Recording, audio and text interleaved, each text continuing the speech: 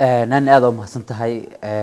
gabar waxa jirtay u dhalatay Zambia oo muddo asna qaanay bilowgii sanadkii hore 2021 waxaan iska barnay social media gaar ahaan Facebook caadina dadka ajaanibta iska la shaqeysto aniga oo iska xiiseeya marka dadka qaarna aad isku fahmaysiin dadka qaarna waxa laga yaabaa in aad isku fahmin marka gabadhan aad isku fahnay waqti dheer wada sheekaysanayna asxaab iska noqonayo markii aan si fiican isku fahnana isla sanadkii hore waxaan ku bilaabay diinta islaamka inaan u sheekeeyo iyada horta diinteedaan weydiiyay in markaas Christian ay tahay diin la yiraahdo 70 day oo markaas kamid ah diimaha dadka gaalada ay caabudaan ama markaas ay haystaan kamid ah ay haystay diintan waa baaritaan ku sameeyay waa arkay diin jirta inay tahay marka islaamka uu sheekeeyay mar walba uu sheekay jiray sanadkii hore dhan ma isaga aqbalan marka waa arki doonaa saas ay dhigi jirtay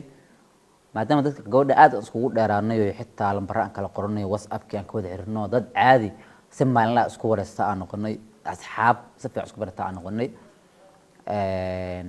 kuna soo celceli jiray arrintan in ay sameyso ama diinta ku soo birtiin islaamka inay macaan tahay sawirro waxa la wadaagi jiray gabdhaha muslimaadka waxyaabaas warka yaan kugu daaline waqti dheer kadib habeenkii khamiis soo galisay gabadhiya marka sawir aan soo saartay WhatsApp-ka ay ribalay isoo gashay waxay dhahday oo caawa aad u qurux badan tahay nuureysa markaas aan ku dhawaad maasan tahay laakiin wali waxaan sugayaa xilliga diinta islaamka soo gali lahayd arintaas maskaxdeena ku taagantay ogaa waa markaas waxay ugu tiri waa arrin fiican ani xitaa islaamka waan xiisay dhowr jeerna way ugu soo celcelisay mar walbana waa igala tashaa bal islaamka bal runta iiga sheeg أولاً الشق هنا دوح مركز كفن سنة أما أمهم سنة قبل دي قرار هنا كله وذاقي وأقصي كله توعيتر وعجيب ما شاء الله مركز سواء كله هذا ديار متهاي هذا ديار باو هاي أنا دين إسلامك كصبيرو بس مرك إنس مرة وقت دبنا عشان ساعة ملاس أنا جي مرك قاب وهم فهم وعي عن وشيء ما دام قبل دي اسم اللغة عليه وفهم كرين waxaan ku wada hadlaynaa luqad Ingiriis ay tahay oo boqolkiiba boqol xitaa aan isfahmi karin maadaama intaas ay tahay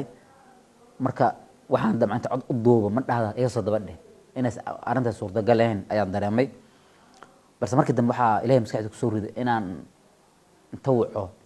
aan ku iraahdo waxaan ku dhahay iga dabadhe marka qoraal aan qoro waxaan eriga ku soo wacaa waxaan ku dhaho iga dabadhe haye u tiri soo wac meel fiican tag oo joog degan meeshii tagtay waan wacay telefoonka iga qabtay soo dhawaan dhahay habeen wanaagsan hay arrintan inaan hore u galna rabaa okay dhahday ma bilaw marka tawxiidkan ku bilaw marka waxaan dhahay ashhadu an la ilaha illa allah aan ku uga bilaw marka way kirwis marka waa u kala dhigay marka ashhadu aan uga bilaw ashhadu an la ilaha illa allah marka kuwaad hal ugu laqamay xoogaa way giftay markii labaad way tiri markii saddexaad fiican ayay u dhahday intaas markay sameysay runtii waxaan dareemay yacni wax aad u weyn waa aad u farxay isla markii gabadhii ma sha Allah farxad ayaan dareemay kadib waxaan dhahay waa kugu soo celinaa marka si markaas aan ugu qor waxyaabo diinta la sii xiriiro bas isla markii ay la soo hadashay waxay tiri ma sha Allah cajiib waaye waxaan kugu mahad celiyana yani ma qiyaasi karo aad u maasan tahay horta sidaas ay gabadhii tawxiidkii ku qaadatay xilligaas wixii ka dambeeyana waxaa markaas sameeyay in aan qoraal la wadaago oo ku saabsan diinta islaamka sida arkaanta diinta oo kale islaamka waxyaabahaas kale marka ayadan waxaan dhahay baaritaan sameeyo googlaha isticmaal aqri si maadaama iyada waxyaabo badan niyadeeda ku jiro si markaas u aqriso saas ay ku bilowday isla markii quraan u diray culimo quraan aqrinayso markaasi oo 3 daqiiqo maash cod fiican ku aqrinayo ayaa u diray maasha Allah codka aad u macaan yahay halkaas ayay gabadhii maasha Allah ku qaadatay diinta islaamka arrin markaas aad markaas u wanaagsan oo u farxay ay ahayd hadeerna waxay wadaa gabadhii maasha Allah waa wada xiriirnaa waxaan weydiiyay bal wadankeeda meela lagu barto diinta islaamka inay jirto way jirtaa ay ugu tiri cabsi ma ka qabtaan in markaas aad diinta si baratid ma ay dhahday marka halkaas ay naaniyo gabadhii din salaam ku qaadatay communication-kana iyo xiriirkanaga hadda wuu socdaa mar walba fursad isku helana waxyaabo ku saabsan ayaa markaas ku kordhiya su'aalaha markaas u baahan tahay ay weydiiyaan dhaa ugu dambeyntii rajada walaa hadda oo mayo xiriir hadda dad badan su'aasha ay weydiiyeen oo gabadh inaan guursato ma laga yaabo way dhaheen laakiin wax dhici kara way tahay laakiin aan hadda qorshaha iyo niyadda iyaguma jirto sababtu maxay tahay Soomaalidu waxay dhahdaa waxaad taqaan guurso waxaad taqaana ku dhalan waa ma jirto maanta dii ilmaha meedha raacid inaad jirto dii gabar Soomaaliyeed aad heli kartid aniga ma aaminsan in marka wax kale way dhici karaan marka gabadhii sidaas marka ay maasha Allah ku noqotay ana la kaftaan dhashan waxa ay dalka hadaan ku warma walaa aad u fiicanta waa maalaha dalkeena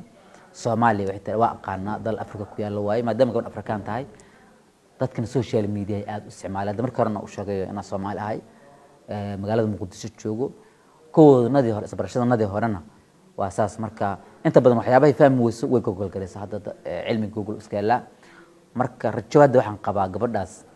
in aan meesha ka sii wado oo ay waxaan ku dadaal doonaa Zambia maadaama ismaal aan joogin Zambia in mataqaana meelaha diinta islaamka barta inaan ku tashkiiliyo ama markaasi aan ku wacdiyo ama aan ku bogaadiyo in ay tagto iyada